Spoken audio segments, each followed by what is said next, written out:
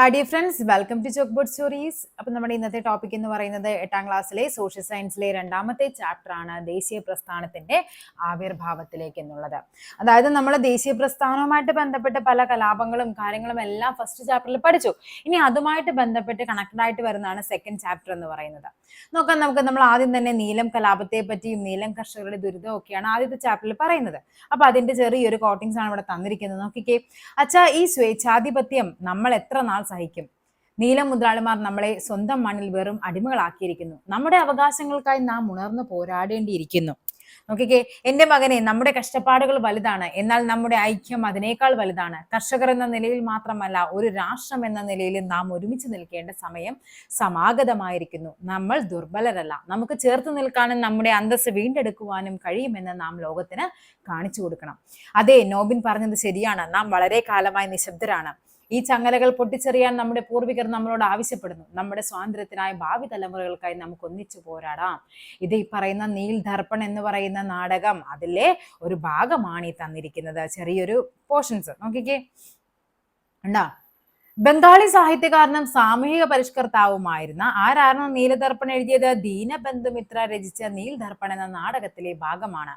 Okay, നമ്മൾ already ചാപ്റ്ററിൽ പറഞ്ഞിരുന്നു എന്താണ് നീലം കലാപം എന്നും ദീനബന്ധുമിത്ര അതുമായിട്ട് ബന്ധപ്പെട്ട് നീൽ ദർപ്പൺ എന്ന നാടകം എഴുതിയ കാര്യമൊക്കെ നമ്മൾ ചർച്ച ചെയ്തതാണ്. നീലം തോട്ടമുടമകളുടെ ചൂഷണത്തിനെതിരെയാണ് കഥാപാത്രങ്ങൾ സംസാരിക്കുന്നത്. ചൂഷകർക്കെതിരെ ഇന്ത്യക്കാർ ഒന്നിച്ചു നിൽക്കേണ്ടതിന്റെ ആവശ്യകത എടുത്തു പറയുന്നുണ്ട്. ഈ സംഭാഷണത്തിൽ നിന്ന് എന്തൊക്കെയാണ് മനസ്സിലാക്കാൻ കഴിയുന്നത്?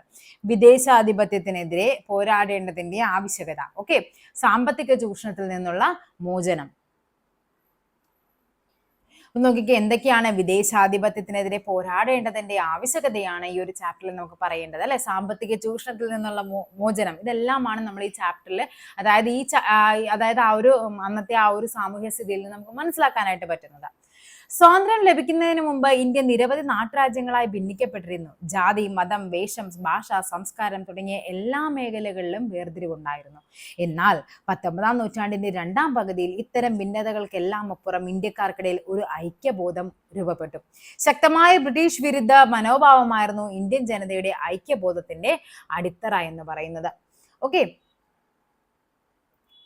ഈ ഐക്യബോധത്തെയാണ് ദേശീയത എന്നതുകൊണ്ട് അർത്ഥമാക്കുന്നത്. ഇന്ത്യൻ ദേശീയത ശക്തമാക്കുന്നതിനിടയാക്കിയ സാഹചര്യങ്ങളെയാണ് നമുക്കിനി നോക്കാൻ വേണ്ടി പോകുന്നത്. അതായത് നമുക്കറിയാം, ഈ സമയങ്ങളിലൊക്കെ നമ്മുടെ നാട്ടുരാജ്യങ്ങൾ പല നാട്ടുരാജ്യങ്ങളായിട്ട് നമ്മുടെ ഇന്ത്യ എന്ന് പറയുന്നത് ഭിന്നിച്ച് കിടക്കുകയായിരുന്നു. അവിടെ എന്താണ്, ഓരോ നാട്ടുരാജ്യങ്ങളുടെ കീഴിലും അല്ലെങ്കിൽ ഓരോ സ്ഥലത്തും എന്താണ്, ഭാഷ വ്യത്യാസമാണ്, പല ജാതികളുണ്ട്, അവരുടെ സംസ്കാരം തന്നെ വേറെയാണ്, വേഷം വേറെയാണ്, ഭക്ഷണ രീതി വേറെയാണ്. പക്ഷെ എല്ലാത്തിനും അതീതമായിട്ട് നമ്മളെ എല്ലാവർക്കും ഒരു ടൈം ആയപ്പോഴേക്കും അവർക്ക് മനസ്സിലായി ഇന്ത്യ എന്ന് പറയുന്നത് നമ്മുടെ നാടാണ്. ആ ഒരു ദേശീയത ഉണ്ടെങ്കിൽ അല്ലെങ്കിൽ ആ ഒരു ഐക്യബോധം ഉണ്ടെങ്കിൽ മാത്രമേ നമുക്ക് എന്ത് ചെയ്യാനായിട്ട് പറ്റുള്ളൂ, ഈ പറയുന്ന ബ്രിട്ടീഷുകാരെയും നമ്മളെ ഭരിക്കാനായിട്ട് വരുന്നവരെയൊക്കെ തോൽപ്പിക്കാനായിട്ട് പറ്റുമെന്ന് മനസ്സിലാവുന്നുണ്ട്. അപ്പൊ ആ ഒരു ഐക്യബോധമാണ് നമ്മൾ ദേശീയത എന്ന ഒരു കൺസെപ്റ്റ് കൊണ്ട് അർത്ഥമാക്കുന്നത്. ഇനി നോക്കിക്കേ, ഇന്ത്യയുടെ വന്ധ്യവയോധികന്റെ, നോക്കിക്കേ, ദാദാഭായ് നവറോജി, അല്ലെ? നമ്മൾ സാധാരണ കാണുന്ന പിക്ചറിൽ നിന്ന് വ്യത്യസ്തമായിട്ട് നല്ലൊരു പിക്ചർ അദ്ദേഹത്തിന് തന്നിരിക്കുന്നത്. ഇന്ത്യയുടെ വന്ധ്യവയോധികൻ, grand old man of India ചോദിച്ചിട്ടുണ്ട്. ആരാണ് ഇന്ത്യയുടെ വന്ധ്യവയോധികൻ? ആരാണ്? ദാദാഭായ് നവറോജി. നെക്സ്റ്റ് എന്താണ്? അപ്പൊ ഇന്ത്യയുടെ വന്ധ്യവയോധികൻ എന്നറിയപ്പെടുന്ന വ്യക്തി ആരാണ്? Dadabhai Naoroji, the grand old man of India. അദ്ദേഹത്തിന്റെ പുസ്തകമാണ് poverty and unBritish rule in India. ഇതും എന്ത് ചെയ്തിട്ടുണ്ട്, റിപ്പീറ്റഡ് ആയിട്ട് ചോദിക്കുന്ന ഒരു ക്വസ്റ്റ്യൻ ആണ്. Poverty and unBritish rule in India എന്ന പുസ്തകത്തിന്റെ രചയിതാവാണ് ദാദാഭായ് നവറോജി. പിന്നെ എന്താണ്, ബ്രിട്ടീഷുകാർ ഇന്ത്യയുടെ സമ്പത്ത് കൊണ്ടുപോകുന്നുവെന്ന തന്റെ നിരീക്ഷണമാണ് അദ്ദേഹത്തിന്റെ ഡ്രെയിൻ തിയറി, അഥവാ എന്താണ്, ചോർച്ചാ സിദ്ധാന്തം. അദ്ദേഹം ഈ പുസ്തകത്തിൽ അവതരിപ്പിക്കുന്നുണ്ട്. അപ്പൊ ചോർച്ചാ സിദ്ധാന്തം അവതരിപ്പിച്ച പുസ്തകം ഏതെന്ന് ചോദിച്ചാൽ ഏതാണ്? Poverty and unBritish rule in India. ചോർച്ചാ സിദ്ധാന്തം ആരുടേതാണ്? ദാദാഭായ് നവറോജിയാണ്. ഈ ഒരു ബോക്സിൽ നിന്ന് നമുക്ക് സ്റ്റേറ്റ്മെന്റ് ആയിട്ട് കയറി ചോദിക്കാം, ഇന്ത്യയുടെ വന്ധ്യവയോധികൻ എന്നറിയപ്പെടുന്നു താഴെ തന്നിരിക്കുന്നവയിൽ ദാദാഭായ് നവറോജിയുമായിട്ട് ബന്ധപ്പെട്ട് ശരിയായ പ്രസ്താവനകൾ ഏതെല്ലാം എന്ന് ചോദിക്കാം. ഇന്ത്യയുടെ വന്ധ്യവയോധികൻ, poverty and unBritish rule in India, അതേപോലെ തന്നെ എന്താണ്, ചോർച്ചാ സിദ്ധാന്തമുണ്ട്, ഓക്കെ, അപ്പൊ ഇത്രയും പോയിന്റ്സ് ആണ് നമ്മൾ ഈ ഒരു ബോക്സിൽ നമുക്ക് പഠിക്കാനുള്ളത്.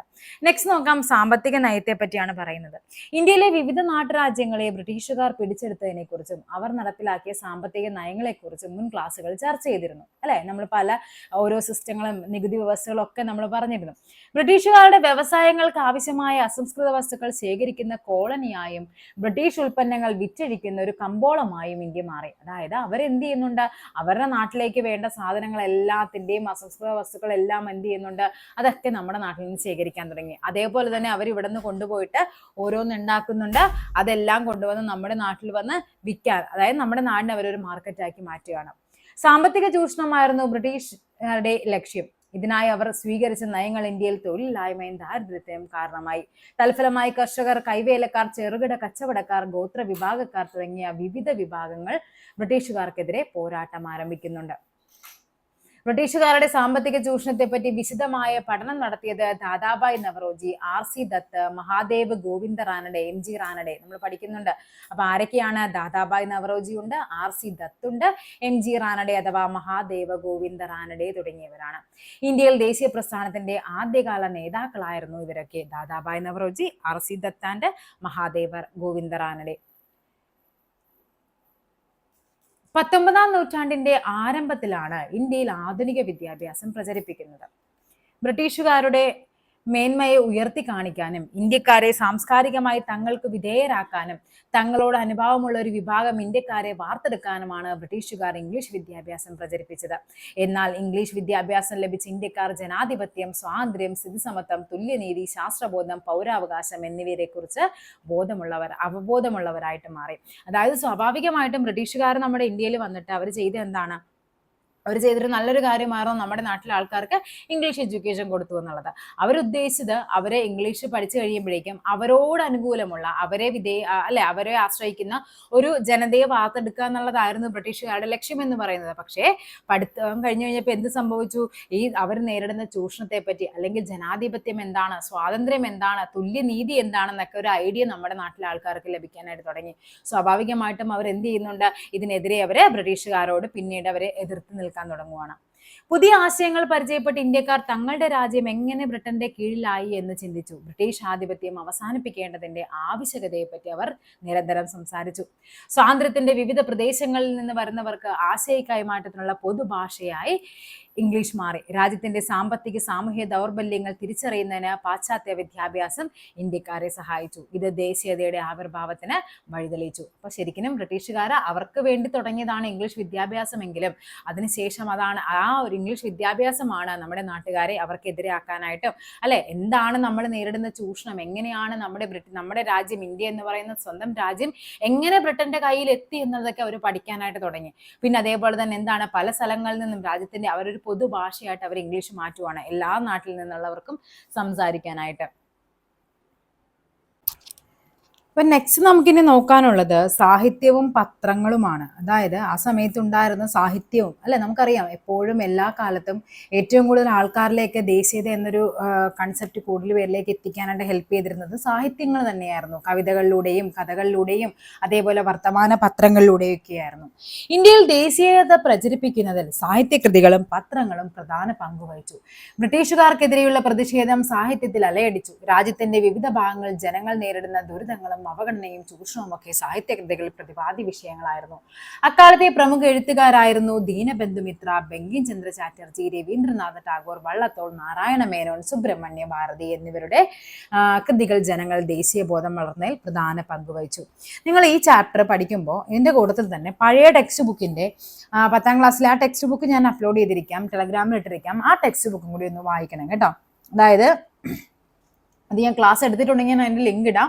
ഞാൻ ഓർക്കുന്നില്ല ക്ലാസ് എടുത്തിട്ടുണ്ടാകുന്ന, അല്ലെങ്കിൽ ഞാൻ എന്ത് ചെയ്യാം, എന്തായാലും ആ ഒരു PDF ഞാൻ നമ്മുടെ ടെലഗ്രാമിൽ അപ്ലോഡ് ചെയ്തിരിക്കാം. കാര്യം അതുമായിട്ട് ബന്ധപ്പെട്ട് കുറച്ചധികം കാര്യങ്ങൾ, കുറച്ച് ബുക്കുകളും കാര്യങ്ങളൊക്കെ ആ ടെക്സ്റ്റ് ബുക്കിൽ പറയുന്നുണ്ട്. അപ്പൊ അതും കൂടി ഒന്ന് പഠിക്കണേ. അപ്പൊ നോക്കിക്കേ, ബങ്കിം ചന്ദ്ര ചാറ്റർജിയും നമ്മുടെ രവീന്ദ്രനാഥ ടാഗോറും ബംഗാളി ഭാഷയിലായിരുന്നു. അപ്പൊ ബങ്കിം ചന്ദ്ര ചാറ്റർജിയുടെ കൃതിയാണ് ഇത് ആനന്ദമഠം, നമ്മൾ പഠിക്കുന്നുണ്ട് അല്ലെ. അതേപോലെ രവീന്ദ്രനാഥ ടാഗോറിന്റെ കൃതി ചോദിച്ചു കഴിഞ്ഞാൽ ഏതൊക്കെയാണ് പറയേണ്ടത്? ഘോര എന്ന് പറയുന്നതും അതേപോലെ ഗീതാഞ്ജലി എന്ന് പറയുന്നതും രവീന്ദ്രനാഥ ടാഗോറിൻ്റെതാണ്. ഇത് രണ്ടുമാണ് പഴയ ടെക്സ്റ്റ് ബുക്കിൽ തന്നിരുന്നത്. പിന്നെ അതേപോലെ തന്നെ അടുത്ത ആളെന്ന് പറയുന്നത് ലക്ഷ്മിനാഥ് ബസ്ബറൂവിയാണ്, ആസാമീസ് ആണ്. അദ്ദേഹത്തിന്റെ പേര് കഴിഞ്ഞ ടെക്സ്റ്റ് ബുക്കിൽ ഉണ്ടായിരുന്നില്ല. നെക്സ്റ്റ് നോക്കാം, വിഷ്ണു ശാസ്ത്രി ചിപ്ലുങ്കർ, മറാത്തിയാണ്. അദ്ദേഹത്തിന്റെ കൃതികൾ പഠിച്ചു വെക്കണം. ചോദിക്കുന്നുണ്ട്, നിബന്ധമാലയാണ് അദ്ദേഹത്തിന്റെ കൃതി എന്ന് പറയുന്നത്. അങ്ങനെ തന്നെ പരീക്ഷയ്ക്ക് ഇത് ചേരുമ്പടി ചേർക്കാനായിട്ടാണ് പരീക്ഷയ്ക്ക് ചോദിച്ചിരുന്നത്. നിബന്ധമാല ആരുടേതാണ്? അപ്പോൾ വിഷ്ണു ശാസ്ത്രി ചിപ്ലുങ്കർ. ഏത് ഭാഷയാണ്? മറാത്തി ഭാഷയാണ്. നെക്സ്റ്റ് പറയുന്നത് സുബ്രഹ്മണ്യ ഭാരതിയാണ്. സുബ്രഹ്മണ്യ ഭാരതിയുടെ കൃതികൾ നമുക്ക് പഠിക്കാൻ തന്നിരുന്നത് ഏതൊക്കെയായിരുന്നു? നമ്മുടെ പാഞ്ചാലി ശപഥം. ഓക്കെ, പിന്നെ വന്നിരുന്നത് കളിപ്പാട്ടുണ്ട്, അതേപോലെ തന്നെ കുയിൽപ്പാട്ടുണ്ട്, കുയിൽപ്പാട്ട്, പിന്നെയുള്ളത് കണ്ണൻ പാട്ട്. ഇതെല്ലാം ആരുടേതാണ്? സുബ്രഹ്മണ്യ ഭാരതിയുടെ, തമിഴിലേതാണ്. നെക്സ്റ്റ് പറയുന്നത് ഭാരതേന്ദു ഹരിചന്ദ്ര. അദ്ദേഹത്തിനെ പറ്റി പറയുന്നില്ല പഴയ ടെക്സ്റ്റ് ബുക്കിൽ. അദ്ദേഹം ആരാണ്? ഹിന്ദി ഭാഷയിലാണ്. പ്രേംചന്ദും ഹിന്ദി ഭാഷയിലാണ്. പ്രേംചന്ദിന്റെ കൃതി പറയുന്നുണ്ട്. ഏതൊക്കെയാണ്? അതൊക്കെ പരീക്ഷയ്ക്ക് ചോദിച്ചിട്ടുണ്ട്. പ്രേംചന്ദിന്റെ കൃതികളൊക്കെ പരീക്ഷയ്ക്ക് കറക്റ്റ് ആയിട്ട് ചോദിച്ചിട്ടുണ്ട്. ഏതൊക്കെയാണ്? സേവാ സദൻ, അതേപോലെ പ്രേമാശ്രമം. എപ്പോഴും ചോദിക്കുന്നത് ഈ പ്രേമാശ്രമമാണ്. പ്രേമാശ്രമം, അതേപോലെ രംഗഭൂമി. ഇത് രണ്ടും എപ്പോഴും ചോദിക്കുന്നതാണ്. പ്രേമാശ്രമം, രംഗഭൂമി. പിന്നെയുള്ളത് ഗോധാൻ. ഇതെല്ലാം ആരുടേതാണ്? പ്രേംചന്ദിന്റെ ഹിന്ദി ഭാഷയിൽ എഴുതിയ കൃതികളാണ്. നെക്സ്റ്റ് പറയുന്നത് അൽതാഫ് ഹുസൈൻ ഹാലിയാണ്. അൽതാഫ് ഹുസൈൻ ഹാലി ഉറുദു ഭാഷയാണ്. അദ്ദേഹത്തിന്റെ 2 പുസ്തകങ്ങൾ, ഒന്ന് ഹയാത്ത് ഇ സാദി, ഒന്ന് ഹയാത്ത് ഇ സാദിയും 2 ഹയാത്ത് ഇ ജവീദ്. ഇങ്ങനെ 2 പുസ്തകങ്ങളാണ് ഉണ്ടായിരുന്നത്. ഹയാത്ത് ഇ സാദിയും ഹയാത്ത് ഇ ജവീദും. പിന്നെ ഉള്ളത് വള്ളത്തോൾ നാരായണ മേനോന്റെ മലയാളത്തിലുള്ളത്. അത് ഏതൊക്കെയാണ്? നമുക്കറിയാം അല്ലെ. എന്റെ ഗുരുനാഥൻ, ബാപ്പുജി, അതേപോലെ തന്നെ മറ്റൊന്നാണ് ഇന്ത്യയുടെ കരച്ചിൽ. എന്താണ്? ഇന്ത്യയുടെ കരച്ചിൽ. ഇത് ചോദിച്ചിട്ടുണ്ട് പരീക്ഷയ്ക്ക്. ഇന്ത്യയുടെ കരച്ചിൽ എന്ന കൃതി എഴുതിയത് ആരാണ്? വള്ളത്തോൾ നാരായണ മേനോനാണ്. അപ്പൊ എന്റെ ഗുരുനാഥനുണ്ട്, ബാപ്പുജി ഉണ്ട്, ഇന്ത്യയുടെ കരച്ചിലൊക്കെ ആരുടേതാണ്? വള്ളത്തോൾ നാരായണ മേനോന്റേതാണ്. ഇംഗ്ലീഷിലും പ്രാദേശിക ഭാഷകളിലുമായി നിരവധി പത്രങ്ങൾ അക്കാലത്ത് നിലനിന്നിരുന്നു അല്ലെ. ഇന്ത്യൻ പത്രത്തിന്റെ തുടക്കം കുറിച്ചത് സാമൂഹ്യ പരിഷ്കർത്താവായ രാജാറാം മോഹൻ റോയ് ആണ്. അപ്പൊ പത്രപ്രവർത്തനത്തിന് തുടക്കം കുറിച്ച ആരാണ്? രാജാറാം മോഹൻ റോയ് ആണ്. നോക്കാം നമുക്ക്. അദ്ദേഹം ആരംഭിച്ച പത്രങ്ങളാണ് ബംഗാളി ഭാഷയിലെ സംവാദ കൗമുദി. ചോദിച്ചിട്ടുണ്ട്. സംവാദ കൗമുദി ഏത് ഭാഷയാണ്? ബംഗാളി ഭാഷയാണ്. പിന്നെ ഏതാണുള്ളത്? പേർഷ്യൻ ഭാഷയിലെ മിറാത്തുൽ അക്ബർ. അതും ആരുടേതാണ്? രാജാറാം മോഹൻ റോയ്. ഇപ്പൊ രാജാറാം മോഹൻ റോയുടെ 2 പ്രധാന പത്രങ്ങളാണ് സംവാദ് കൗമുദി എന്ന ബംഗാളി പത്രവും പേർഷ്യൻ ഭാഷയിലാണ് എന്ത്? മിറാത്തുൽ അക്ബർ. ബ്രിട്ടീഷ് നയങ്ങളെ വിമർശിക്കാനും അവയ്ക്കെതിരെ പ്രതികരിക്കാനും ചൂഷണങ്ങൾക്കെതിരായ മനോഭാവം വളർത്താനും ഇത്തരം വർത്തമാന പത്രങ്ങൾക്ക് സാധിച്ചു. ആധുനിക ആശയങ്ങളും ദേശീയതയും വളർത്തുന്നതിൽ നിർണായക പങ്കുവഹിച്ച പ്രധാന പത്രങ്ങളാണ് ചുവടെ ചേർത്തിരിക്കുന്നത്. ഏതൊക്കെയാണ്? അമൃത് ബസാർ പത്രിക ആരുടേതാണ്?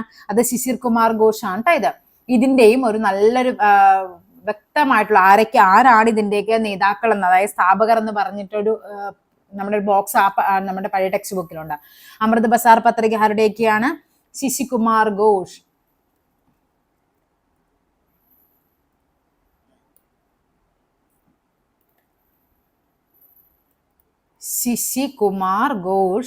അതേപോലെ തന്നെ മറ്റൊരു വ്യക്തിയാണ് ആര്? മോത്തിലാൽ ഘോഷ്. അവർ 2 പേരുടേതാണ് എന്താ ഈ പറയുന്ന അമൃത് ബസാർ പത്രിക. മോത്തിലാൽ ഘോഷ്. ഓക്കെ, പിന്നെ പറയുന്നത് ഹിന്ദു ഉണ്ട്. അതേപോലെ തന്നെ ഹിന്ദു എന്ന് പറയുന്ന ഇംഗ്ലീഷ് പത്രമാണ്. അത് ജി സുബ്രഹ്മണ്യ അയ്യരുടേതാണ്. ടൈംസ് ഓഫ് ഇന്ത്യ ഉണ്ട്. Times of India. പിന്നെ ഏതായിരുന്നു?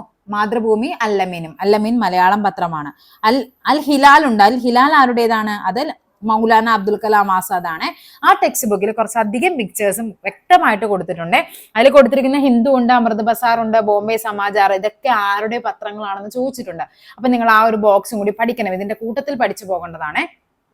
അത് ഞാൻ എന്ത് ചെയ്യാം? ഇതിന്റെ ആ ഒരു PDF അതിന്റെ ഒരു ഫോട്ടോയും ഞാൻ എന്ത് ചെയ്യാം? ടെലഗ്രാമിൽ അപ്ലോഡ് ചെയ്തിട്ടുണ്ടാവുകയും ഒന്ന് എഴുതിയെടുത്ത് തന്നെ പഠിക്കണം. ഇവിടെ ഞാൻ എഴുതി കഴിഞ്ഞാൽ മൊത്തത്തിൽ കുളമായി പോകും, കാര്യം സ്പേസ് ഇല്ലാത്തത് കൊണ്ട് തന്നെ. ബ്രിട്ടീഷുകാർ വർത്തമാന പത്രങ്ങളെ അവർക്കെതിരെയുള്ള പ്രചരണ ആയുധമായി കാണുകയും അവയെ നിയന്ത്രിക്കുന്നതിനുള്ള നടപടികൾ സ്വീകരിക്കുകയും ചെയ്തു. ഇതിൽ പ്രധാനപ്പെട്ടതാണ് ലിട്ടൺ പ്രഭു നടപ്പിലാക്കിയ നാട്ടുഭാഷാ പത്ര നിയമം. അപ്പൊ ചോദിക്കാറുണ്ട്, നാട്ടുഭാഷാ പത്ര നിയമം ആരുടേതാണ്? ലിട്ടൺ പ്രഭുവിൻ്റെതാണ്. നാട്ടുഭാഷാ പത്ര നിയമം ലിട്ടൺ പ്രഭു. നെക്സ്റ്റ് എന്താന്ന് നോക്കിക്കേ, സാമൂഹിക പരിഷ്കരണ പ്രസ്ഥാനങ്ങൾ. സമൂഹത്തിൽ നിലനിന്നിരുന്ന അനാചാരങ്ങളെയും അന്ധവിശ്വാസങ്ങളെയും ഇല്ലാതാക്കേണ്ടതിന്റെ ആവശ്യകത ബോധ്യപ്പെടാൻ ആധുനിക വിദ്യാഭ്യാസം സഹായിച്ചു. സാമൂഹ്യ പരിഷ്കരണത്തിന് വേണ്ടി പ്രവർത്തിച്ച ഇന്ത്യയിലെ ആദ്യകാല പ്രവർത്തകരെയും അവരുടെ പ്രവർത്തനങ്ങളുമാണ് നമുക്കിനി നോക്കാനുള്ളത്. ഇമ്പോർട്ടൻ്റ് ആയത് ഈ പറയുന്ന 6 ബോക്സ് നിങ്ങൾ പഠിച്ചു വെക്കുക. ഇങ്ങനെ തന്നെ നിങ്ങൾക്ക് സ്റ്റേറ്റ്മെന്റ് ആയിട്ട് കയറി ചോദിക്കും. അപ്പൊ ആദ്യം നമുക്ക് നോക്കാം. ഇന്ത്യയിൽ ഉണ്ടായിരുന്ന സാമൂഹ്യ പരിഷ്കരണത്തിന് തുടക്കം കുറിച്ചത് രാജാറാം മോഹൻ റോയ് ആണ്. ഏത് വർഷം? 1772 ബംഗാളിൽ ജനിച്ച അദ്ദേഹത്തിന് ഹിന്ദു, ഇസ്ലാം, ക്രൈസ്തവ, ജൂത മതങ്ങളിൽ അഗാധമായ ജ്ഞാനമുണ്ടായിരുന്നു. 1772 അദ്ദേഹം ജനിക്കുന്നത്. ഒരു ബഹുഭാഷാ പണ്ഡിതനായിരുന്ന റോയിയെ ഫ്രഞ്ച് വിപ്ലവ ആശയങ്ങൾ സ്വാധീനിച്ചിരുന്നു. രാജാറാം മോഹൻ റോയുടെ പ്രധാന പ്രവർത്തനങ്ങളാണ് ചുവടെ തന്നിരിക്കുന്നത്. അപ്പൊ നമുക്ക് ചോദിക്കാം, അദ്ദേഹത്തിന്റെ ജനനം 1772 നോക്കിക്കേ. സതി നിർത്തലാക്കുന്നതിന് മുഖ്യ പങ്ക് വഹിച്ച വ്യക്തിയാണ് ആര്? രാജാറാം മോഹൻ റോയ്. ആധുനിക വിദ്യാഭ്യാസത്തിനായി നിരവധി സ്കൂളുകൾ ആരംഭിച്ചു. ബ്രഹ്മസമാജം എന്ന സാമൂഹ്യ പരിഷ്കരണ പ്രസ്ഥാനം ആരംഭിച്ചു. ശൈശവിവാഹം, ബഹുഭാര്യത്വം എന്നീ സാമൂഹ്യ തിന്മകൾക്കെതിരെ പോരാടി. സ്ത്രീകൾക്ക് പൈതൃക സ്വത്തിൽ അവകാശമുണ്ടെന്ന് വാദിച്ചു. ഇമ്പോർട്ടന്റ് ആണ്. വിഗ്രഹാരാധന, ബഹുദൈവ വിശ്വാസം എന്നിവയ്ക്കെതിരെ നിലകൊണ്ടു. അങ്ങനെയുള്ള വ്യക്തിയാണ് ആര്? രാജാറാം മോഹൻ റോയ്. നെക്സ്റ്റ് ആണ് ജ്യോതിറാവു ഫൂലെ. എന്താണെന്ന് നോക്കിക്കേ. മഹാരാഷ്ട്രയിൽ താഴ്ന്നതെന്ന് കണക്കാക്കപ്പെട്ട ജാതികളിൽ പെട്ടവരുടെയും സ്ത്രീകളുടെയും അവകാശങ്ങൾക്കായി പോരാടിയ സാമൂഹ്യ പരിഷ്കർത്താവായിരുന്നു ആര്? ജ്യോതിറാവു ഫൂലെ.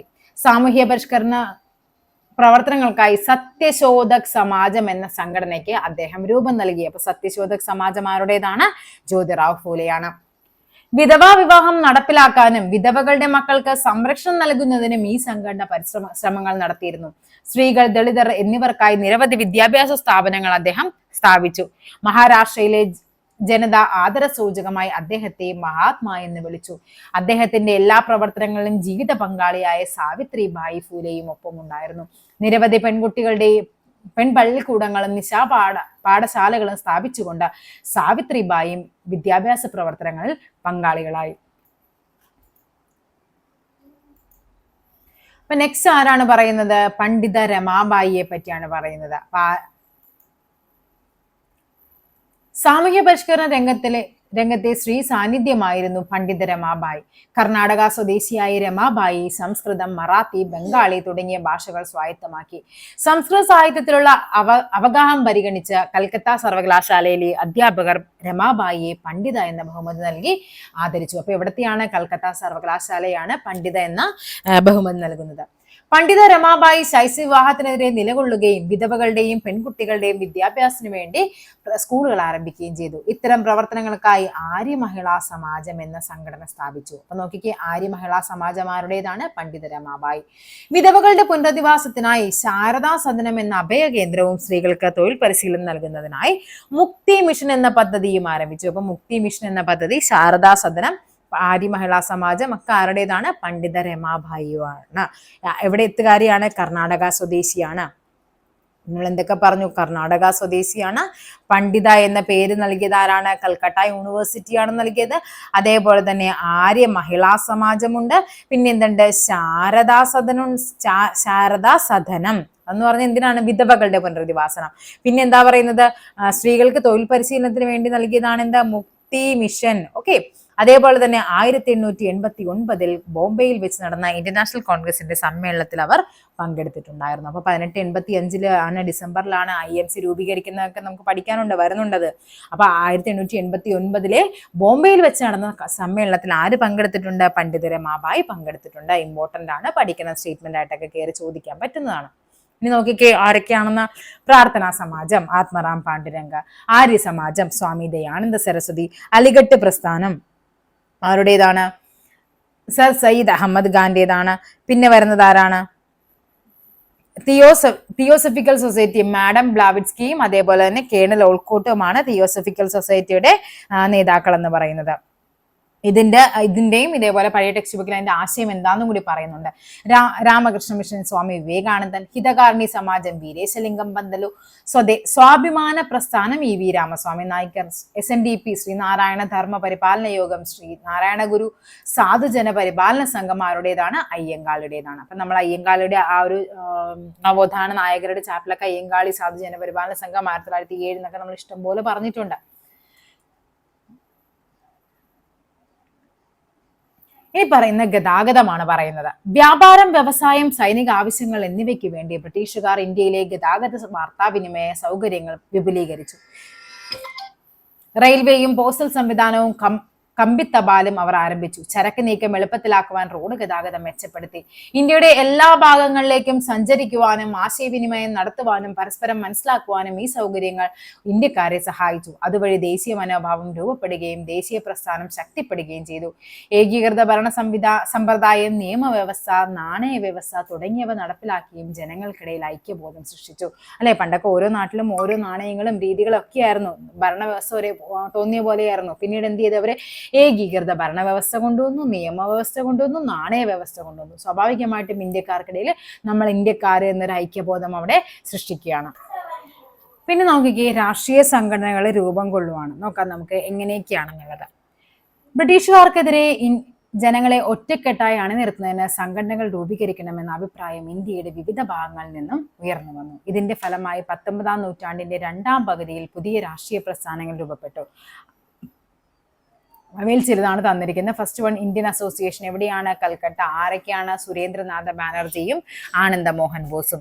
മദ്രാസ് മഹാജൻ സഭ. മദ്രാസിലാണ് M Veeraraghavachari, G Subramaniyar, Ananda Charlu. Bombay presidency association. ആരുടെയൊക്കെയാണ്? ബോംബെയിലെ ഫിറോസ് ഷാ മേത്ത, കെ ടി തലാങ്, ബദറുദ്ദീൻ തിയാബ്ജി. ആരൊക്കെയാണ്? മേത്ത, തലാങ്, തിയാബ്ജിയും കൂടിയാണ് ബോംബെ പ്രസിഡൻസി അസോസിയേഷൻ തുടങ്ങുന്നത്. ഈ സംഘടനകൾക്കൊന്നും അഖിലേന്ത്യാ സ്വഭാവം ഉണ്ടായിരുന്നില്ല. അല്ലെ, ഓരോ ഇവിടെ നമ്മൾ പറഞ്ഞു, ഇവിടെ ഇതെവിടെയാണ്? ബോംബെയിലാണ്, ഇതെവിടെയാണ്? കൽക്കട്ടയിലാണ്, മദ്രാസിലാണെന്നൊക്കെ പറഞ്ഞു. അപ്പൊ എന്താണ്? ഇവിടെ പ്രവർത്തനം ചില പ്രവിശ്യകളിലും പ്രദേശങ്ങളിലും മാത്രമായി ഒതുങ്ങിയിരുന്നു. ധനികരുടെയും മധ്യവർഗത്തിന്റെയും നേതൃത്വത്തിലുള്ള ഇത്തരം സംഘടനകൾക്ക് ബഹുജനങ്ങളെ രാഷ്ട്രീയമായി ബോധവൽക്കരിക്കാൻ സാധിച്ചില്ല. ഈ സാഹചര്യത്തിൽ ഒരു അഖിലേന്ത്യാ സംഘടന രൂപീകരിക്കേണ്ടതിന്റെ ആവശ്യകത ശക്തിപ്പെട്ടു. അങ്ങനെയാണ് നമ്മുടെ അഖിലേന്ത്യാ സംഘടനയായ INC, ഇന്റർനാഷണൽ കോൺഗ്രസിന്റെ രൂപീകരണമാണ് ഇനി പറയാൻ പോകുന്നത്. 1885 1885 ഡിസംബർ 28 പകൽ 12 മണി ബോംബെയിലെ ഗോകുൽദാസ് തേജ്പാൽ സംസ്കൃത കോളേജ്. അപ്പൊ എവിടെയാണ് INC രൂപീകരിക്കുന്നത്? ബോംബെ ഗോകുൽദാസ് തേജ്പാൽ കോളേജിലാണ്. 72 പേർ അവിടെ ഒത്തുകൂടിയിട്ടുണ്ട്. പങ്കെടുത്ത ആൾക്കാരുടെ എണ്ണമാണ് പറയുന്നത് 72. 1885 ഡിസംബർ 28 ഇന്ത്യയിലെ വിവിധ പ്രദേശങ്ങളിൽ ചില പ്രധാന സംഘടനകളുടെയും പ്രതിനിധികളായി പ്രവർത്തിച്ചവരാണ് അവർ. ഭാഷ കൊണ്ടും മതവിശ്വാസം കൊണ്ടും സമൂഹത്തിൽ ആർജിച്ചിരുന്ന അംഗീകാരം കൊണ്ടും വൈവിധ്യമാർന്ന വ്യക്തിത്വമുള്ളവർ. സംഘാടകരിൽ ഒരാൾ ഇംഗ്ലീഷുകാരനായ അലൻ ഒക്ടേവിയൻ ഹ്യൂം ആയിരുന്നു. ആരാണ്? Allan Octavian Hume. AO Hume നമ്മൾ പഠിക്കുന്നുണ്ട്. WC ബാനർജി എന്ന അഭിഭാഷകനായിരുന്നു അന്നത്തെ യോഗത്തിന്റെ അധ്യക്ഷത വഹിച്ചത്. അപ്പൊ ആരാണ് ആദ്യ സമ്മേളനത്തിന്റെ അധ്യക്ഷൻ? WC ബാനർജിയാണ്, വിമേഷ് ചന്ദ്ര ബാനർജി. ഇന്റർനാഷണൽ കോൺഗ്രസ് എന്ന ദേശീയ സംഘടനയ്ക്ക് തുടക്കം കുറിച്ച ചരിത്രപ്രധാനമായ സമ്മേളനത്തെ കുറിച്ച് ആണ് മുകളിൽ വിവരിച്ചിരിക്കുന്നത്. അപ്പൊ ഏതാണ്? നമുക്ക് വർഷം പറയാം. 1855 72 പേര് പങ്കെടുത്തു. ബോംബെ ഗോകുൽദാസ് കോളേജിലാണ് തുടങ്ങിയത്. പിന്നെ ആരാണ്? AO ഹ്യൂം അതിന്റെ സംഘാടകരിൽ ഒരാളായിരുന്നു. WC ബാനർജി ആയിരുന്നു അധ്യക്ഷൻ എന്ന് പറയുന്നത്. ആദ്യ സമ്മേളനത്തിന്റെ ഫോട്ടോയാണ് തന്നിരിക്കുന്നത്. ആദ്യ സമ്മേളനത്തിൽ പങ്കെടുത്തവരും അവരുടെ ഫോട്ടോയും. വിവിധ പ്രദേശങ്ങളിൽ നിന്നുള്ള സാമൂഹ്യ രാഷ്ട്രീയ പ്രവർത്തകർക്കിടയിൽ പൊതു അഭിപ്രായം രൂപീകരിക്കുക എന്നതായിരുന്നു ഈ സമ്മേളനത്തിന്റെ പ്രധാന ലക്ഷ്യം. എന്തൊക്കെയായിരുന്നു ഇന്ത്യൻ നാഷണൽ കോൺഗ്രസിന്റെ പ്രഖ്യാപിത ലക്ഷ്യങ്ങൾ?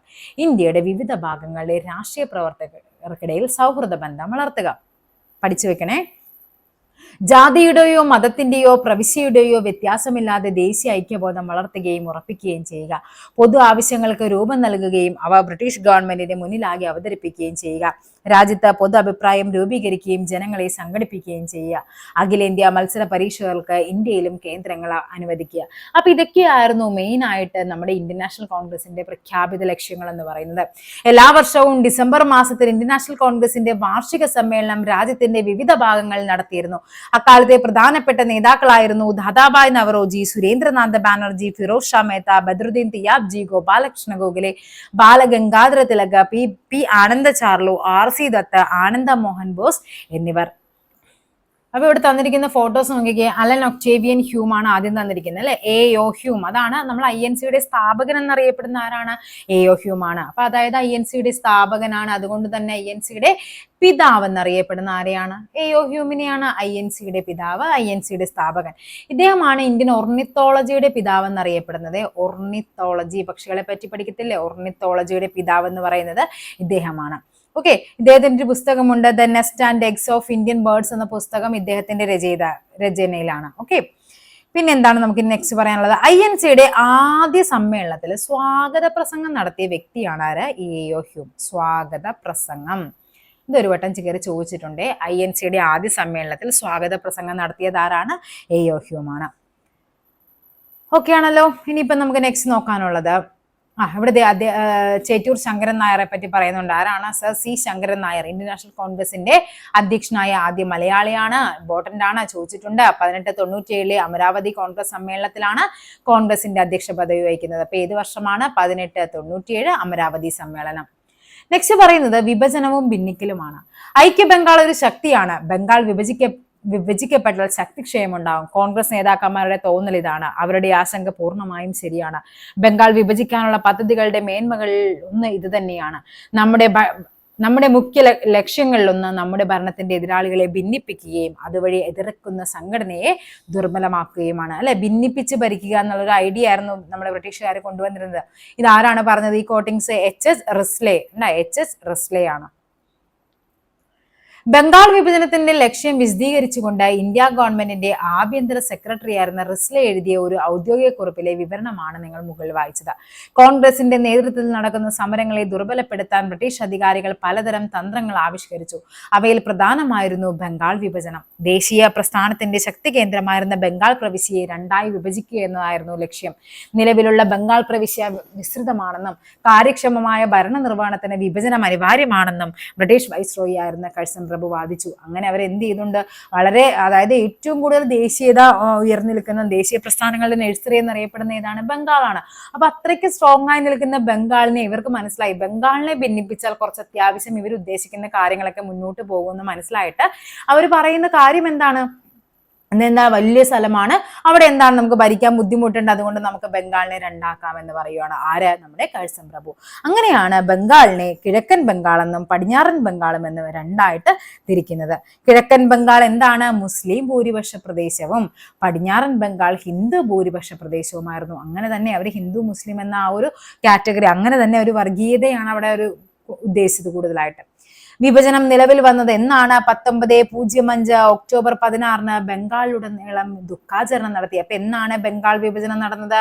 1905 ഒക്ടോബർ 16 രവീന്ദ്രനാഥ് അന്ന് കൽക്കത്തയിൽ ഹർത്താൽ ആചരിച്ചു. രവീന്ദ്രനാഥ് ടാഗോർ രചിച്ച അമർ സോണാർ ബംഗ്ല എന്ന ദേശഭക്തി ഗാനം ആലപിച്ചുകൊണ്ട് ആരാണ് അപ്പൊ അമർ സോണാർ ബംഗ്ല എഴുതിയത്? രവീന്ദ്രനാഥ് ടാഗോർ.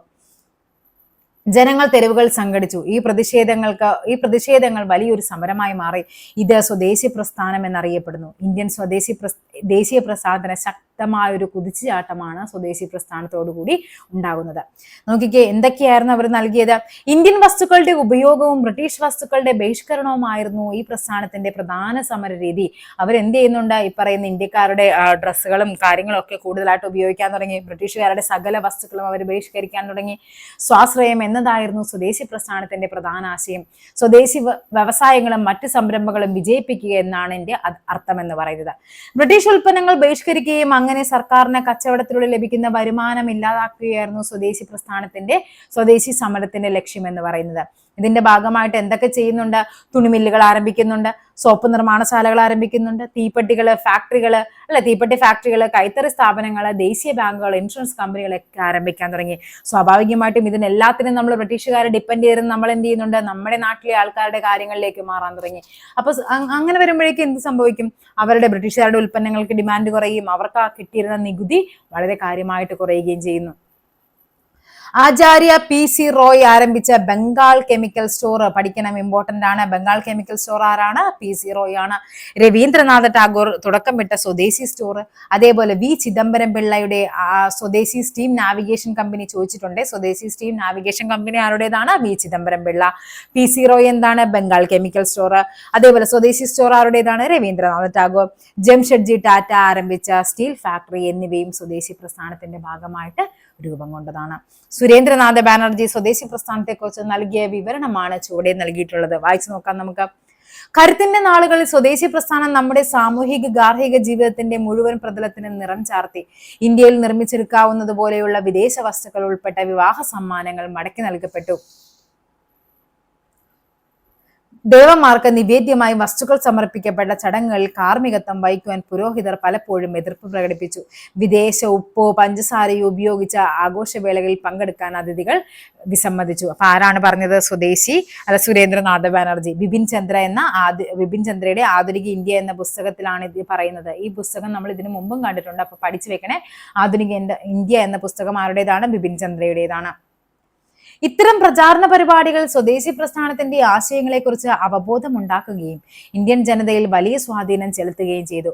ഇതിലൂടെ ഇന്ത്യയിലെ സാധാരണക്കാരും സ്ത്രീകളും വിദ്യാർത്ഥികളും ആദ്യമായി ഒരു രാഷ്ട്രീയ പ്രസ്ഥാനത്തിൽ പങ്കാളികളായി. ഈ പ്രസ്ഥാനത്തിന്റെ സ്വാധീനം സാംസ്കാരിക, വിദ്യാഭ്യാസ, സാമ്പത്തിക, രാഷ്ട്രീയം എന്നീ മേഖലകളിൽ അനുഭവപ്പെട്ടു. ഇന്ത്യൻ സ്വാതന്ത്ര്യ സമര പ്രസ്ഥാനം ദേശീയ തലത്തിലേക്ക് വ്യാപിക്കാനും സ്വദേശി എന്ന പുതിയ മാർഗം സ്വാതന്ത്ര്യ സമരത്തിന് സംഭാവന ചെയ്തു. അങ്ങനെ ഒരു പുതിയൊരു മാർഗം എന്താണ്? അതായത് സ്വാതന്ത്ര്യ സമര പ്രസ്ഥാനം ദേശീയ തലത്തിലേക്ക് വ്യാപിപ്പിക്കാൻ എന്താണ് സ്വദേശി എന്ന പുതിയൊരു സമരമാർഗം എന്താണ് അവർ ചെയ്യുന്നത്? എല്ലാം നമ്മുടെ സാധനങ്ങൾ മാത്രം, അങ്ങനെ ഒരു സമരമാർഗം എന്ത് ചെയ്യുന്നുണ്ട്? നമ്മുടെ ആ സമയത്തുണ്ടായിരുന്ന ആൾക്കാരിലേക്ക് അവർ കൈമാറ്റം ചെയ്യുകയാണ്. സ്വദേശി പ്രസ്ഥാനം ദേശീയ സമരത്തെ സാധാരണക്കാരിലേക്ക് എത്തിക്കുകയാണ്. മിതവാദികളും തീവ്രദേശീയവാദികളും നമുക്കറിയാം അല്ലെ, ലാൽപാൽ ഭാൽ കൂട്ടുകെട്ടും അല്ലെ.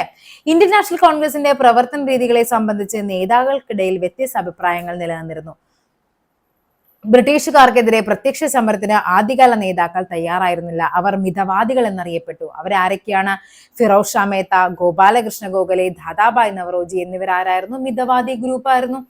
ഇനി സമാധാനപരവും രക്തരഹിതവുമായ സമരങ്ങളിലൂടെയുള്ള യോഗങ്ങൾ, പ്രസംഗങ്ങൾ, പ്രമേയങ്ങൾ എന്നിവയിലൂടെയും അവർ തങ്ങളുടെ ആശയങ്ങൾ പ്രചരിപ്പിച്ചു.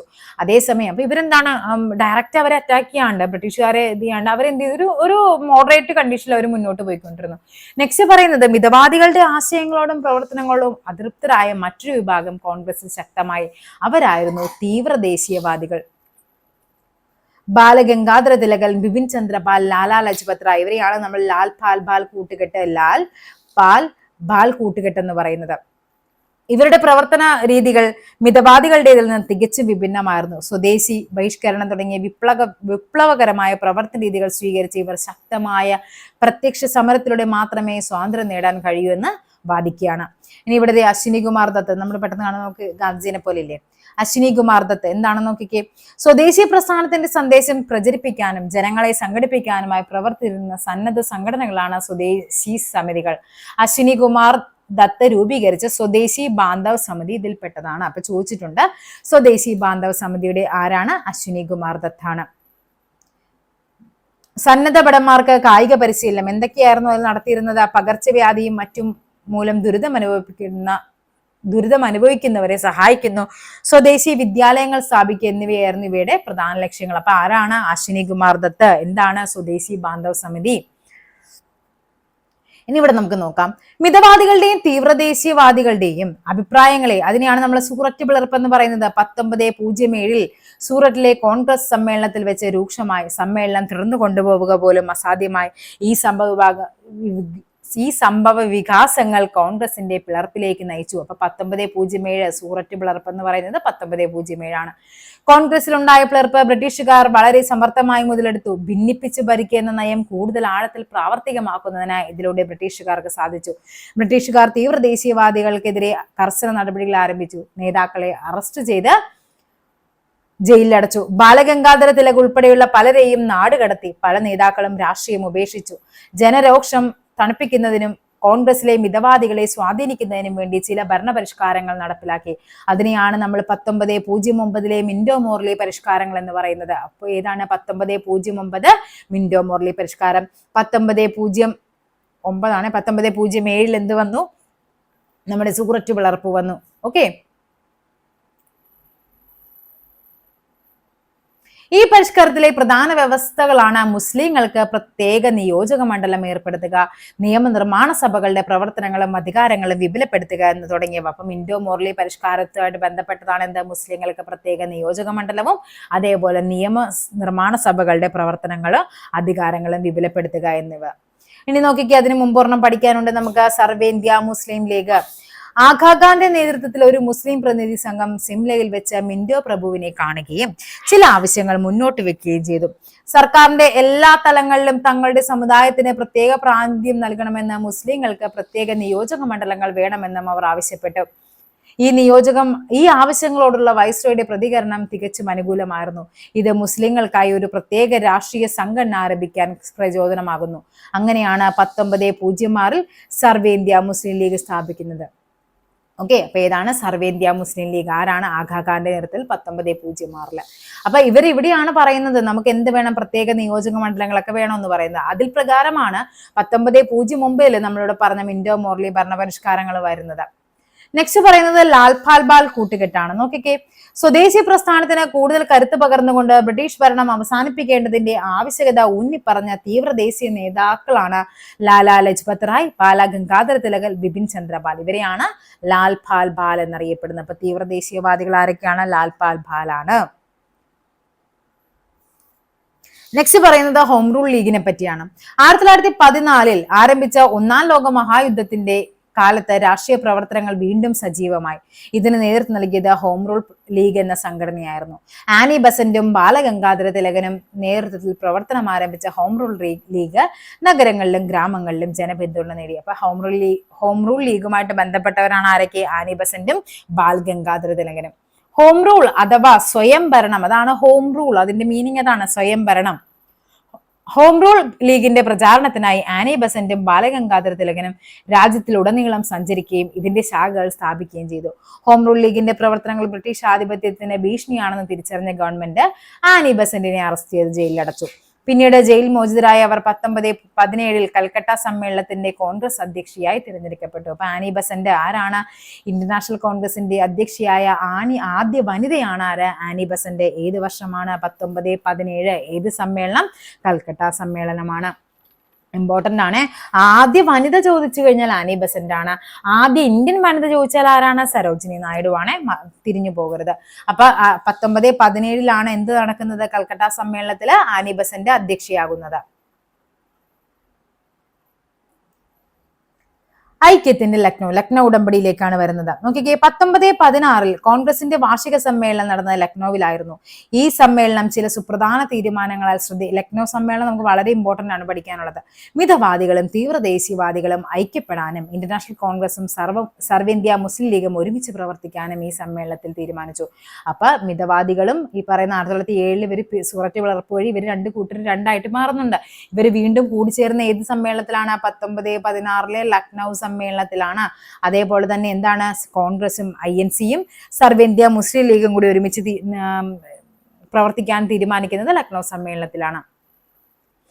ഇന്റർനാഷണൽ കോൺഗ്രസിന്റെ സമരരീതിയിൽ നിന്നും വ്യത്യസ്തരായ ചില രഹസ്യ വിപ്ലവ സംഘടനകൾ രൂപീകരിച്ച് സായുധ സമരത്തിന്റെ മാർഗം അവലംബിച്ചു. പാശ്ചാത്യ സാമ്രാജ്യത്തെ ഹിംസയിലൂടെ മാത്രമേ അമർച്ച ചെയ്യാൻ കഴിയൂ എന്ന് അവർ വിശ്വസിച്ചു. അവയിൽ ചിലതാണ് തന്നിരിക്കുന്നത്. എന്തൊക്കെയാണ്? അനുശീലൻ സമിതി. ആരുടേതാണ്? ബംഗാൾ സച്ചീന്ദ്രനാഥ് സന്യാൽ, അരവിന്ദ ഘോഷ്. അനുശീലന സമിതിക്ക് നേതൃത്വം നൽകിയത് ആരൊക്കെയാണ്? സച്ചീന്ദ്രനാഥ് സന്യാൽ. നമുക്ക് അരവിന്ദ ഘോഷാണ് എപ്പോഴും തരാറ്. അപ്പൊ വേറൊരു പേരും കൂടിയുണ്ട്, സച്ചീന്ദ്രനാഥ് സന്യാൽ. ഭാരത് മാതാ അസോസിയേഷൻ ആരൊക്കെയാണ്? മദ്രാസിലാണ്. നീലകണ്ഠ ബ്രഹ്മചാരി, വാഞ്ചി അയ്യർ, അതേപോലെ അജിത് സിംഗ്. യുഗാന്തർ പാർട്ടി ആരുടേതാണ്? ബംഗാളില് റാഷ് ബിഹാരി ബോസും ഖുദീറാം ബോസും. ഗദ്ദാർ പാർട്ടി അമേരിക്കയിലാണ്, ലാലാ ഹർദയാൽ. ഗദ്ദാർ പാർട്ടി എപ്പോഴും ചോദിക്കുന്ന ലാലാ ഹർദയാൽ. ബ്രിട്ടീഷുകാരുടെ വിവിധ ചൂഷണ നയങ്ങളും അതിനെതിരെ ഇന്ത്യൻ ജനത സ്വീകരിച്ച ചെറുത്തുനിൽപ്പുകളുമാണ് ഇന്ത്യൻ ദേശീയതയുടെ വളർച്ചയിലേക്ക് നയിച്ചത്. ഇന്ത്യൻ നാഷണൽ കോൺഗ്രസിന്റെ രൂപീകരണത്തോടെ ബ്രിട്ടീഷുകാർക്കെതിരായ ഇന്ത്യൻ ജനതയുടെ ചെറുത്തുനിൽപ്പുകൾക്ക് ഒരു സംഘടിത രൂപം കൈവന്നു. അക്കാലത്തെ ഏറ്റവും ശക്തമായ ജനകീയ പ്രക്ഷോഭമായിരുന്നു ബംഗാൾ വിഭജനത്തിനെതിരെ നടന്ന സ്വദേശി പ്രസ്ഥാനം. പിൽക്കാലത്ത് ഗാന്ധിജി നേതൃത്വം ഏറ്റെടുത്തോടെ സ്വാതന്ത്ര്യ സമരം കൂടുതൽ ജനകീയവും ശക്തവുമായി തീർന്നു. ഓക്കെ, അപ്പൊ ഇത്രയുമാണ് നമ്മുടെ ഈ ചാപ്റ്റർ എന്ന് പറയുന്നത് പഠിക്കാനുള്ളത്. പക്ഷെ ഇപ്പൊ എന്ത് ചെയ്യാം, നമുക്ക് പഴയ ടെക്സ്റ്റ് ബുക്കിൽ ആ ഇമ്പോർട്ടന്റ് ആയ ഫാക്ട്സും കൂടി നമുക്ക് ജസ്റ്റ് ഒന്ന് ഓടിച്ച് നോക്കാം. അല്ലെങ്കിൽ പിന്നെ അത് PDF ഇപ്പൊ എല്ലാവർക്കും അവൈലബിൾ ആയി. ചിലപ്പോൾ ടെലഗ്രാം ഒന്നും ഇല്ലാത്തവരാണെങ്കിൽ നമുക്ക് അതിലേക്ക് എത്തിപ്പെടാനായിട്ട് പറ്റാതെ വരും. അപ്പൊ എന്ത് ചെയ്യാം, അതും കൂടി ജസ്റ്റ് ഒന്ന് ഓടിച്ച് നമുക്ക് വായിച്ചിട്ട് പോകാമേ. ഓക്കെ, അതായത് ആ ചാപ്റ്ററുമായിട്ട് ബന്ധപ്പെട്ട് വരുന്ന കുറച്ച് ബോക്സുകളാണ്. ജസ്റ്റ് ഒന്ന് വായിച്ചു വിട്ടു പോകാൻ നമുക്ക് നോക്കാം.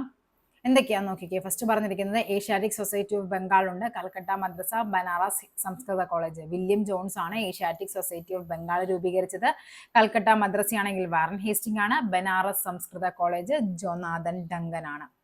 ഓക്കെ, ഇനി നമുക്ക് ഇതിൻ്റെ അകത്ത് പഠിക്കാനുള്ളത് ഇത് കണ്ടോ, ഈ ഒരു ബോക്സ് ആണ്. സയന്റിഫിക് സൊസൈറ്റികളുണ്ട് കുറച്ച് കാര്യങ്ങളിൽ. നോക്കിക്കേ, യൂറോപ്യൻ ശാസ്ത്രങ്ങൾ പരിഭാഷപ്പെടുത്തിയിട്ടുള്ള സൊസൈറ്റിയാണ് കൽക്കട്ടയിൽ 1825. പൊതുവിവരങ്ങൾ നേടുന്നതിന് വേണ്ടിയുള്ള സൊസൈറ്റി കൽക്കട്ട 1832. മഹേന്ദ്രലാൽ സർക്കാർ സ്ഥാപിച്ച ഇന്ത്യൻ അസോസിയേഷൻ ബംഗാൾ 1876. ബനാറസ് സംവാദ ക്ലബ്ബ് എവിടെയാണ്? 1861. സർ സയ്യിദ് അഹമ്മദ് ഖാൻ സ്ഥാപിച്ച അലിഗഡ് സയന്റിഫിക് സൊസൈറ്റി അലിഗഡ്, ഇതിന്റെയൊക്കെ വർഷം ചോദിച്ചിട്ടുണ്ട്. 1864. ബീഹാർ സയന്റിഫിക് സൊസൈറ്റി ഏതാണ്? ബീഹാറിൽ 1868. ഓക്കെ, പിന്നെ നമുക്ക് പഠിക്കാനുള്ള ബോക്സ് എന്ന് പറയുന്നത് ഇതാണ്, ആര്യസമാജം. നമ്മൾ പറഞ്ഞതാണ് അതിൽ ആര്യസമാജം സ്വാമി ദയാനന്ദ സരസ്വതിയാണ് എന്താണ്? വിഗ്രഹാരാധന, ശൈശവിവാഹം എന്നിവ എതിർത്തു. രാമകൃഷ്ണ മിഷൻ ആരാണ്? സ്വാമി വിവേകാനന്ദൻ. ജാതി വ്യവസ്ഥ, അനാചാരങ്ങൾ എന്നിവ എതിർത്തു. സ്വാതന്ത്ര്യം, സമത്വം, സ്വാതന്ത്ര്യ ചിന്ത എന്നിവയെ പ്രോത്സാഹിപ്പിച്ചു. അലിഗഡ് പ്രസ്ഥാനം സർ സയ്യിദ് അഹമ്മദ് ഖാൻ ആണ് ഇന്ത്യയിലെ മുസ്ലിങ്ങളുടെ സാമൂഹ്യവും വിദ്യാഭ്യാസപരമായ പുരോഗതിക്കായി വാദിച്ചു. പ്രാർത്ഥനാ സമാജം ആത്മറാം പാണ്ഡുരംഗ്. മിശ്രഭോജനം, മിശ്രവിവാഹം, വിധവാ പുനർവിവാഹം, സ്ത്രീകളുടെയും പിന്നോക്ക ജനങ്ങളുടെയും പുരോഗതി എന്നിവയ്ക്കായി നിലകൊണ്ടു. തിയോസഫിക്കൽ സൊസൈറ്റി ആരുടേതാണ്? Annie Besant. ഹിന്ദുമതത്തിന്റെ പുനരുദ്ധാരണമാണ്. ഹിതകാരണി സമാജം വീരേശലിംഗം. വിധവാ പുനർവിവാഹവും സ്ത്രീകളുടെ വിദ്യാഭ്യാസത്തിനുമായുള്ള പ്രചരണം. സത്യശോധക് സമാജം ജ്യോതിബ ഫൂലെയാണ്. ദുരാചാരങ്ങളുടെയും പുരോഹിത മേധാവിത്വത്തെയും എതിർത്തു. പിന്നോക്ക വിഭാഗക്കാർക്കായി വിദ്യാലയങ്ങൾ ആരംഭിച്ചു. സ്വാഭിമാന പ്രസ്ഥാനം ആരുടേതാണ്? EV രാമസ്വാമി നായ്ക്കർ. ബ്രാഹ്മണ മേധാവിത്വത്തെയും ജാതി വ്യവസ്ഥയെയും എതിർത്തു. SNDP ശ്രീനാരായണ ഗുരു. ജാതി വ്യവസ്ഥയെയും ദുരാചാരങ്ങളെയും എതിർത്തു.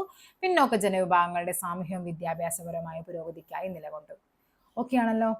ഇനിയുള്ളത് പത്രങ്ങളാണ് നമുക്ക് പഠിക്കാനുള്ളത്, വർത്തമാന പത്രങ്ങളെ പറ്റി. ഇതേ നോക്കിക്കേ, ഇതാണ് ഞാൻ നേരത്തെ പറഞ്ഞ ബോക്സ് എന്ന് പറയുന്നത്. ഹിന്ദുവും സ്വദേശി മിത്രവുമാരുടേതാണ്? G സുബ്രഹ്മണ്യ അയ്യർ. അമൃത് ബസാർ പത്രിക ശശികുമാർ ഘോഷും മോത്തിലാൽ ഘോഷും. ബോംബെ സമാചാർ ഫർദുർജി മസ്ബാൻ. കേസരി മറാത്ത ബാലഗംഗാധര തിലകൻ.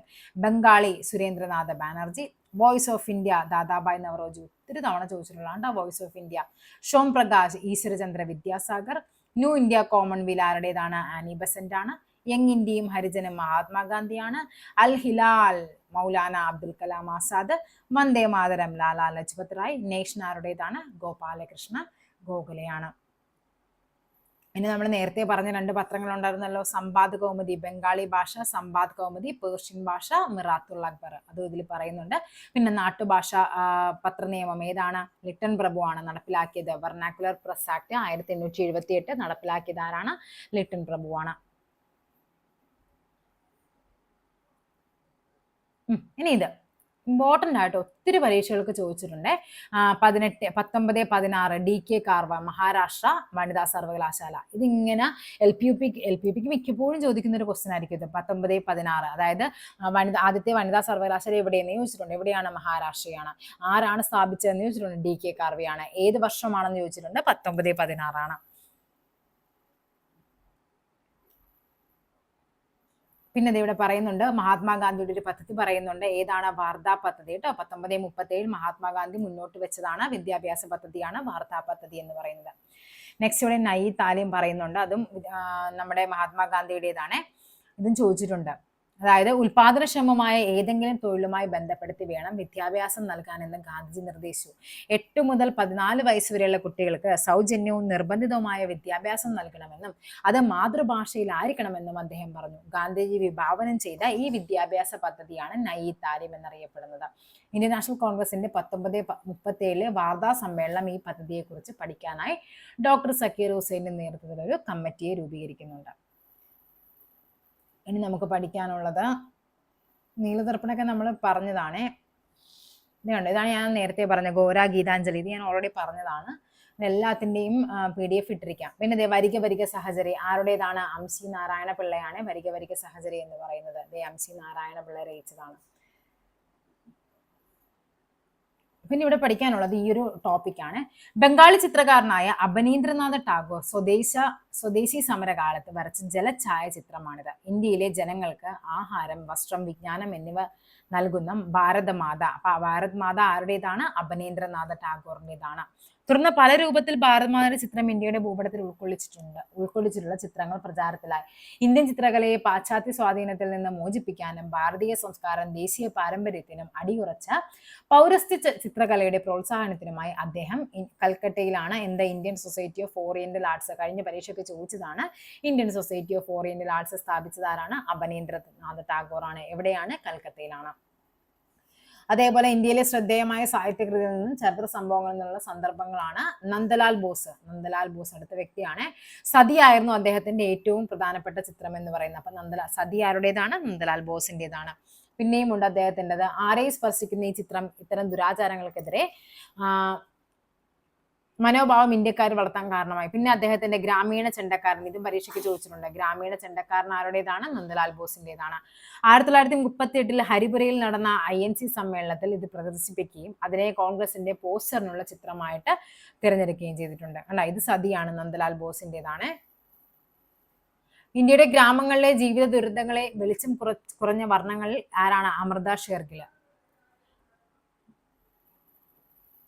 ഗ്രാമീണ ചെണ്ടക്കാരൻ, ഇതാണ് ഗ്രാമീണ ചെണ്ടക്കാരൻ, നന്ദലാൽ ബോസിന്റെ ഗ്രാമീണ ചെണ്ടക്കാരൻ എന്ന് പറയുന്നത്. അതേപോലെ ഗ്രാമീണ ജീവിതം എന്ന് പറയുന്നത്, ഗ്രാമീണ ചെണ്ടക്കാരൻ നന്ദലാൽ ബോസിന്റേതാണെങ്കിൽ ഗ്രാമീണ ജീവിതം ആരുടേതാണ്? നമ്മുടെ അമൃത ഷേർഗിലിൻ്റെതാണ്. പിന്നെ നമുക്കിത് ഇവിടെ ഇന്ത്യൻ സ്വാതന്ത്ര്യ പ്രസ്ഥാനത്തിന് നേതൃത്വം നൽകിയ ധീരവനിതകളിൽ ഒരാളാണ് മാഡം ഭിക്കാജി കാമ. ഒരു അന്താരാഷ്ട്ര വേദിയിൽ ഇന്ത്യയുടെ ത്രിവർണ്ണ പതാക ആദ്യമായി ഉയർത്തിയത് അവരാണ്. ഇത് ചോദിച്ചിട്ടുണ്ട്. 1907 ജർമ്മനിയിലെ സ്റ്റഡ്ഗട്ടിൽ നടന്ന രണ്ടാം ഇന്റർനാഷണൽ സമ്മേളനത്തിലാണ്. അപ്പൊ ചോദിക്കാറുണ്ട്, അന്താരാഷ്ട്ര വേദിയിൽ ഇന്ത്യയുടെ ത്രിവർണ്ണ പതാക ആദ്യമായി ഉയർത്തിയത് ആരാണ്? മാഡം ഭിക്കാജി കാമയാണ്. ഓക്കെ, അപ്പൊ ഇത്രയുമാണ് നമ്മുടെ ഈ ഒരു ചാപ്റ്ററുമായിട്ട് ബന്ധപ്പെട്ട് നമുക്ക് പഠിക്കാനുള്ളത്. അപ്പൊ ഈ രണ്ടിന്റെയും കൂടി PDF ഞാൻ എന്ത് ചെയ്തിരിക്കാം? ടെലഗ്രാമിൽ അപ്ലോഡ് ചെയ്തിരിക്കാം. നിങ്ങൾ രണ്ടും വായിച്ച് വേണം നോട്ട് എഴുതാനായിട്ട്. കാര്യം ഇതിൽ കുറച്ചധികം കാര്യങ്ങൾ പഴയ ടെക്സ്റ്റ് ബുക്കിൽ പറയുന്നുണ്ട്. ഇമ്പോർട്ടൻ്റ് ആയ കാര്യങ്ങളൊക്കെയാണ് ഞാൻ ആ ബോക്സിൽ മെൻഷൻ ചെയ്തിരിക്കുന്നത്. എങ്കിലും എന്ത് ചെയ്യുക, നിങ്ങൾ നോട്ട് ഉണ്ടാക്കുമ്പോൾ അതും കൂടി ഉൾപ്പെടുത്തി നോട്ട് ഉണ്ടാക്കുക. അപ്പം നമുക്ക് എന്ത് ചെയ്യാം? അടുത്തൊരു ക്ലാസ്സിൽ വീണ്ടും കാണാം. താങ്ക്